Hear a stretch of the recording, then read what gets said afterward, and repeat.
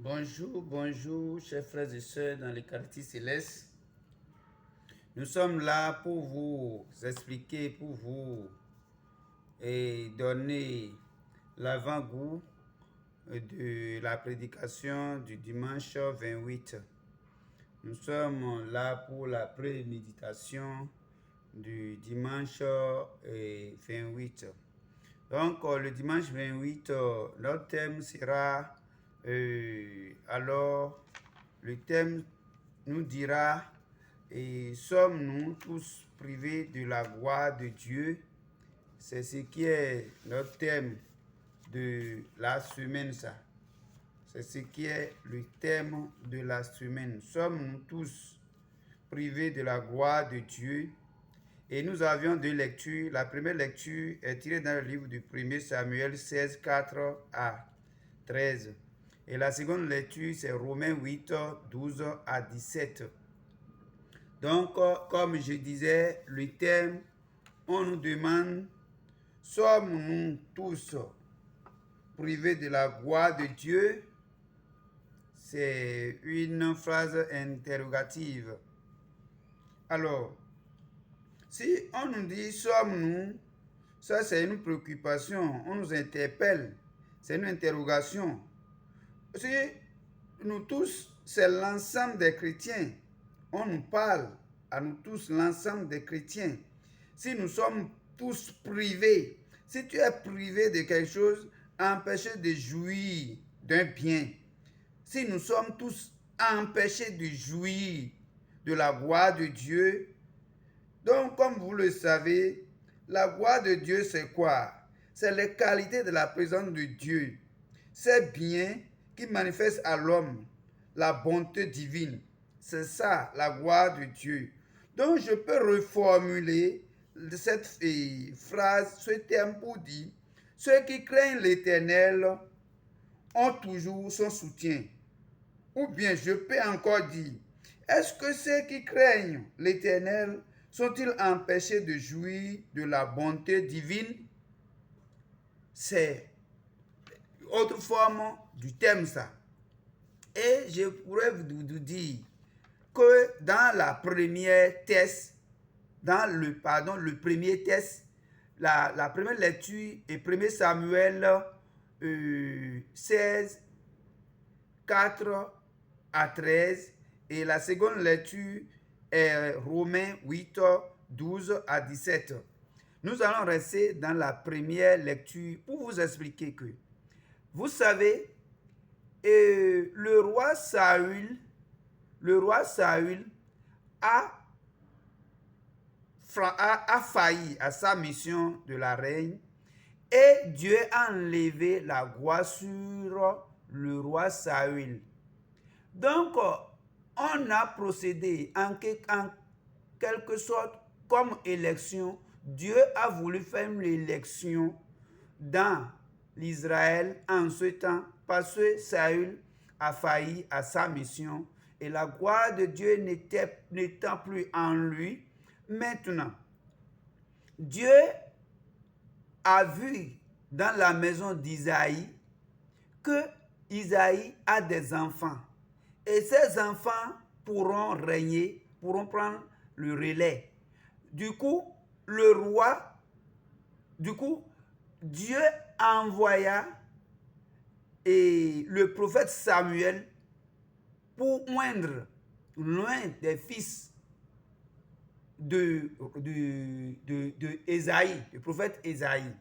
Mais du coup, lorsque le roi Samuel, le prophète Samuel est rentré dans la maison de Ésaïe, il paraîtrait que tous ses enfants sont à la maison et Ésaïe a présenté tous ses enfants, mais l'homme de Dieu a dit non, que ce n'est pas ceux-là que Dieu a dessinés. Donc environ 7 enfants ou 6 enfants, le prophète Samuel a dit que non, l'enfant là n'est pas dedans. Que l'enfant dont il est question est un jeune homme très beau et très clair que lui n'est pas, est-ce que c'est tout son enfant?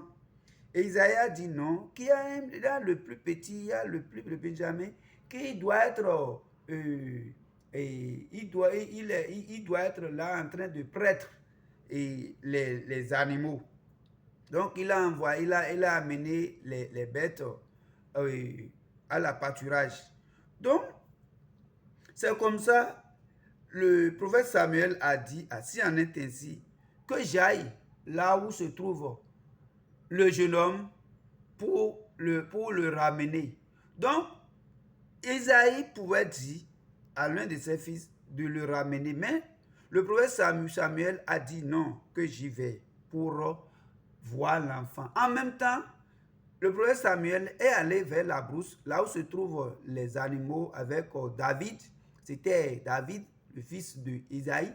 Donc, David, quand le roi le prophète Samuel l'a vu, en même temps, il dit, ah, c'est celui-ci. Et gentiment, il l'a emmené. Et puis, il l'a soumis aussi à des épreuves. Il lui a donné une grosse pierre. Et il lui a dit de soulever la pierre, de déplacer la pierre d'un point A à un point B. Ça, c'est une épreuve que le prophète Samuel a demandé. Et puis, en même temps, il a aussi des soldats. Ils ont donné pas mal de formations à David. Donc, c'est les enfants de Ésaïe qui demandaient, dans la Bible, qui demandaient, est-ce que sommes-nous tous privés de la gloire de Dieu? Non. Oui, je peux dire non, je peux dire oui. Tous les enfants d'Ésaïe ne sont pas privés de la gloire de l'Éternel, à l'exception David.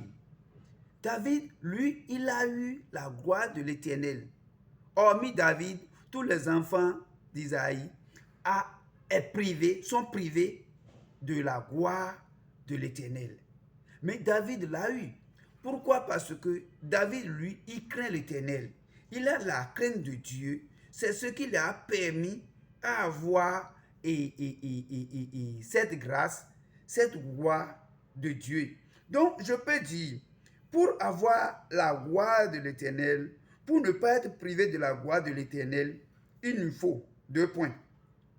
Obéir à la voix de l'Éternel, se sanctifier, offrir des sacrifices qui sont agréables à Dieu, tout faire pour ne pas être rejeté par Dieu, comme le roi Saül.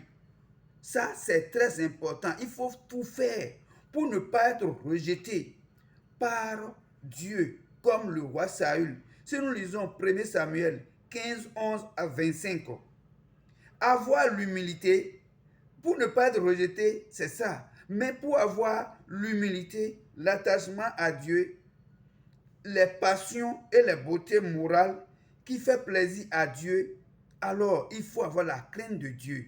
Ça, c'est 1 Samuel 16 à 12. Donc, c'est comme ça que nous devons faire pour avoir la gloire de l'Éternel. Donc, chers frères et sœurs, nous ne pouvons jamais avoir la gloire de l'Éternel sans avoir la crainte de Dieu. Maintenant, le deuxième texte nous dit quoi? Romains 8, 12, verset 17.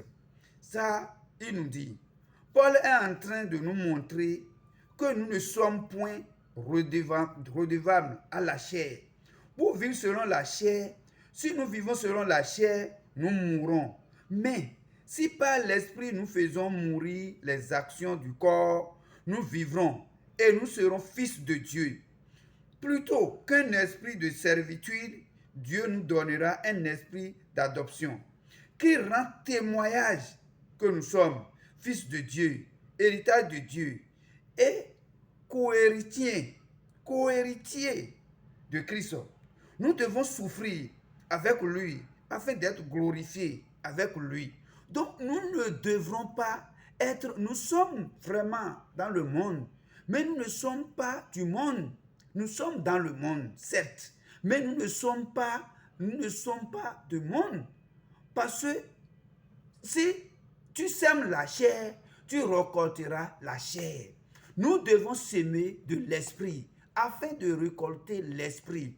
Pour récolter l'esprit, nous devons bannir à tout ce qui traite, tout ce qui est contraire aux ordonnances divines, tout ce qui traite, tout ce qui est contraire aux 10 commandements de Dieu, tout ce qui est contraire à la loi de l'Éternel. Nous devons nous battre pour être un enfant de Dieu. Nous devons nous battre pour être véritablement un enfant de Dieu. Nous ne devrons pas en aucun cas être dans des débauches comme nous le voyons. Vous savez, la Bible nous dit, si vous semez du vent, vous allez récolter de la tempête. Étant donné que nous voulons être enfants de Dieu, nous ne devrons pas désobéir à l'Éternel. Nous devrons être sanctifiés à tout moment. Donc, c'est ça que Paul est en train de nous dire, que nous voudrons être la chair, nous demeurons toujours la chair et nous mourrons la chair. Or, vous le savez, si nous voulons demeurer dans l'esprit, nous demeurons dans l'esprit. C'est ce que Paul est en train de nous dire dans la seconde lecture. Donc, vous savez, tout simplement, ce que ce terme nous dit, nous devons faire tout possible, pour avoir la gloire de l'Éternel. Sans la gloire de l'Éternel, nous n'irons nulle part. Je dis, nous n'irons nulle part. Et je vous le dis, toute autorité vient de Dieu. Toute autorité vient de Dieu. C'est Dieu qui choisit les dirigeants. C'est Dieu qui choisit ses serviteurs. C'est vrai, Ésaïe a plusieurs enfants. Mais pourquoi c'est David que Dieu a choisi? Pourquoi c'est David que Dieu a choisi d'être le successeur du roi Saül après avoir failli? Parce que Saül a failli à sa mission. Et Dieu a enlevé tout ce qui est gloire, tout ce qui est honneur sur Saül. Et il voulait donner la royauté d'Israël à une autre personne. Et c'est le petit enfant, le plus petit de Isaïe qu'il a choisi comme David. Une fois que David s'est oint, c'est ce qui l'a permis alors à avoir la force d'être et d'aller affronter le grand Goliath afin de le tuer. Donc David, il est allé plusieurs fois au front. Souvent, il est souvent gagnant. Vous savez, le roi Saül a eu l'échec. Pourquoi? Parce que, vous savez, il a failli à sa mission en premier lieu parce que pour aller combattre un ennemi, il consulte le bon Dieu. Mais le visionnaire qu'il fait, la vision, il ne l'a pas attendu et il a égorgé, il a fait le sacrifice bien avant le prophète qui lui fait la vision. Et quand le prophète est venu, le prophète lui dit, vous allez gagner la bataille, mais n'allez pas chercher aucun bien de ceux-là que vous allez vaincre. Mais malheureusement, le roi Saül, lui, après avoir gagné la guerre, il a ramassé les effets de ses ennemis. C'est tout simplement, c'est tout simplement, c'est ce qu'il a fait et Dieu a enlevé son humilité, sa protection sur lui. Et c'est David qui est sorti de nulle part, parce que David n'est même pas un prince. David n'était même pas un prince. Normalement, Saül, c'est Jonathan qui va prendre la place. Quand Saül mourait, c'est Jonathan, son premier-né, son enfant bien-aimé, Jonathan, qui devrait prendre la reine d'Israël en ce temps. Mais comme le père Saül a failli à la mission et Dieu a enlevé l'humilité sur lui, c'est pourquoi la reine, la royauté d'Israël est allée dans la famille d'Isaïe. Et c'est Isaïe, son fils David, qui a pris la reine. Donc c'est comme ça, nous devons être aux aguets nous devons épargner tout ce qui est péché. Et à chaque moment, à toute circonstance, nous devons être en union de prière, nous devons nous sanctifier, nous devrons obéir à la loi de l'Éternel, nous devons être prêts à tout moment afin que la gloire de Dieu puisse jaillir sur chacun de nous. Il ne faut pas être un chrétien simplement, un chrétien mondain. Non, nous ne devrons pas être un chrétien mondain. Nous allons lire le livre de Daniel 2, verset 21. Qu'est-ce que le livre de 2, verset 21? Daniel 2, verset 21. Qu'est-ce que cela nous dit? Je lis au nom de l'Éternel des armées. C'est lui qui change les temps et les circonstances. On parle de qui? C'est Dieu le Père. Dieu le Père qui parle le livre de Daniel 2, verset 21. Il dit, c'est lui qui change les temps, les circonstances, qui renverse et établit les rois, qui donne la sagesse aux sages et à la connaissance à ceux qui ont de l'intelligence. Mon frère et soeur, vous savez, dans le livre de Daniel 2, verset 21, on nous dit que c'est Dieu l'Éternel qui change le temps et que c'est lui qui change les circonstances. C'est lui qui renverse et établit le roi. C'est ça. Aujourd'hui, quel que soit le président aujourd'hui, tout puissant, si Dieu veut faire, Dieu le renverse et met quelqu'un à sa place. Donc nul n'est éternel. C'est Dieu qui change les circonstances. C'est Dieu qui change les temps. C'est Dieu qui change. Aujourd'hui, nous ne sommes plus au temps de royauté. On ne parle plus du roi aujourd'hui, mais on parle du président. Nous sommes dans le régime présidentiel aujourd'hui. Donc, il n'y a pas un président super, un président éternel sur cette terre. Quel que soit Alpha, quelle que soit sa puissance, quel que soit son pouvoir, Dieu le change du jour au lendemain. Donc c'est Dieu qui le fait. Je lis aussi le livre de Jean 5, verset 24. Le livre de Jean, verset 24. En vérité, je vous le dis, celui qui écoute ma parole et qui croit à celui qui m'a envoyé, la vie éternelle, et ne vient point en jugement, mais il est passé de la mort à la vie. C'est le livre de Jean 5, verset 24 qui nous dit ça. Il dit en vérité, en ce temps, c'est Jésus qui parle. Il dit, je vous le dis, ceux qui écoutent ma parole, mes frères et sœurs, aujourd'hui, vous qui écoutez ce que je suis en train de vous dire, et qui croient à celui qui m'a envoyé, et qui croient et par le biais de celui dont je parle, à la vie éternelle. Vous savez la vie éternelle. Elle ne vient point en jugement, mais il est passé de la mort à la vie. Donc si vous écoutez ce que j'ai dit, quand nous mourrons, nous aurons encore la vie. Nous allons nous ressusciter. C'est ça. C'est ça. En vérité, je vous le dis, l'heure vient et elle est déjà venue. Oui, l'heure est déjà venue où les morts entendront la voix du Fils de Dieu.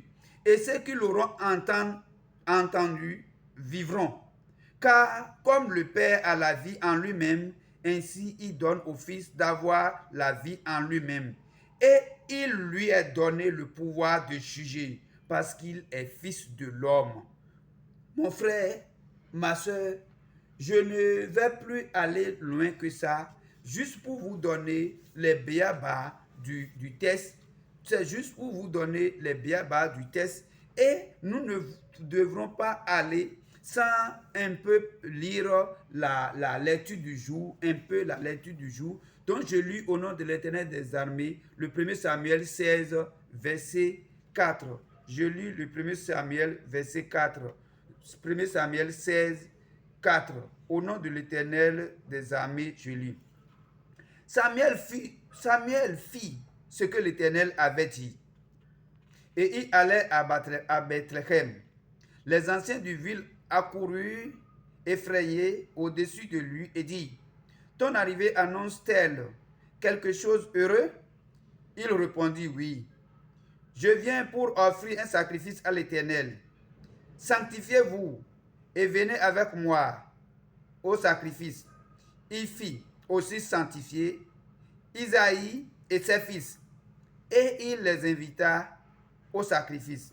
Lorsqu'il entrait, il se dit, en voyant Eliab, certainement, loin de l'Éternel, est ici, devant lui. Et l'Éternel dit à Samuel, ne prends point garde à son apparence. Il dit, ne regarde pas leur visage, hein, à la hauteur de leur taille. Ne regardez pas leur gigantesque, leur taille, car je l'ai rejeté. L'Éternel ne considère pas ce que l'homme considère. C'est ça. Il ne considère jamais ce que nous considérons. L'Éternel ne considère jamais ce que l'homme considère. L'homme regarde ce qui frappe les yeux, mais l'Éternel regarde au cœur.